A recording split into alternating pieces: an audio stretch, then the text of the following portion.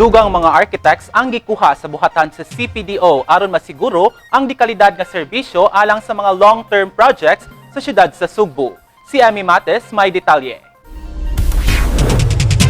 Agi og pagpangandam sa mga long-term projects sa siyudad, girekomendar ni City Planning and Development Office CPDO Head Architect Yumi Espina ang pagtukod og dugang duha ka mga division sa ila opisina. Kini mao ang Planning and Designs Division, ingon man ang Project Monitoring Division. Unom ka mga job order employees nga pulos mga architects ang gi-assign karon ni Espina sa Planning and Designs Division samtang mga engineers usab sa Project Monitoring Division.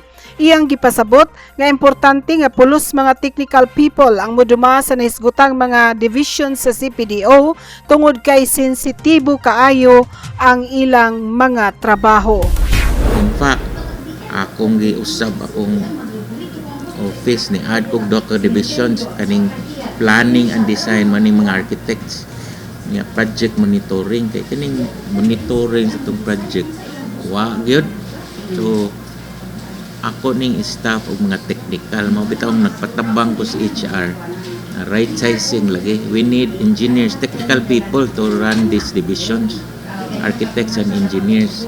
Kaya kanang project monitoring kanang technical na di na may mo takin sa lay mo iade na gunay mga competition sa mga costings mga na sakto ba na. So we need people na ako nang ipahimo ang bagong organization chart ihatag na sa HR kay ako namang giingnan si Sir Henry ana nga ni Adcog Docker Divisions pero mao lagi na wata kibawg saon na dito sa ubos but we are already recommending basta sunod atong giingon ni Mayor na right sizing na ron dili lang takatag kuhag mga empleyado ba nya way capability lisod man na kay in the first place we are using people's money ato ginang gamiton og sakto ang kwarta sa publiko ba dili lang bisag kita makatabang tingulo ta pero pwede man na sila ma-hire somewhere else tabangan sa nato kanang giingon na mayor nga job placement ana unta to pero ang kining nagtrabaho City Hall kinahanglan capable gid kay lalim ka ang responsibility nato kanilang ako mga tao sige gida syudad gud atong gida nya kung dili sila capable ayaw na lang diri pangitaan kag lain trabaho nga mumat sa imong capability di ba. Sa pikas bahin gipahibaw usab ni Architect Yumi Espina nga gipaabot na lang nila sa pagkakaron nga maaprubahan ang zoning ordinance sa siyudad sa Sugbo aron maduso kini ngadto sa Manila sa Department of Human Settlements and Urban Development kon DSUD. Kon maaprubahan sa DSUD mapatuman na nila ni Architect Yumi Espina ang plano nga limitasyon sa gitason sa mga building nga pagatukuron dinhi sa siyudad sa Sugbo. Base sa plano sa CPDO, gikinahanglan nga limitahan ang gitason sa tukuron nga mga building apil na sa floor area ratios niini aron dili kaayo init ang temperatura dinhi sa siyudad sa Sugbo sama sa nahitabo dito sa Metro Manila.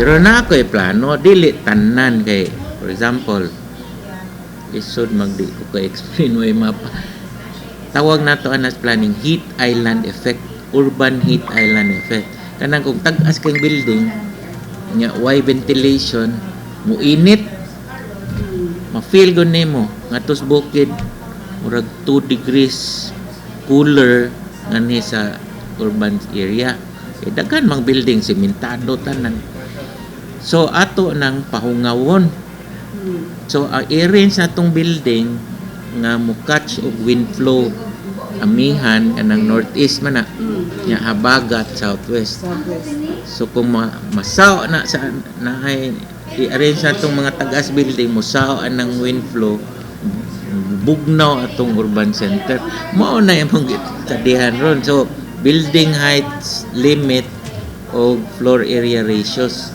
kanang duha to control building heights building bulk para maka-address tas mga wind flow ano ba. That is very technical pero this is what we're doing here. Di na makita sa publiko ang among gibuhat kay mga long term ba. Pero karon palang daan, parado na ta. Ako bitaw nang gi-explain. Nakabati tong taga ADB. Maani appreciate ba ang kanang mga planners. Kay karon god sige lang tag approve og mga building, wa tay controls, wa tay regulations. So kuyaw kayo ngadto-ngadto. Mao na nahitabo sa Metro Manila. Pataka lagbuhat og building. Kini ang balita. Amy Mates, Cebu City News.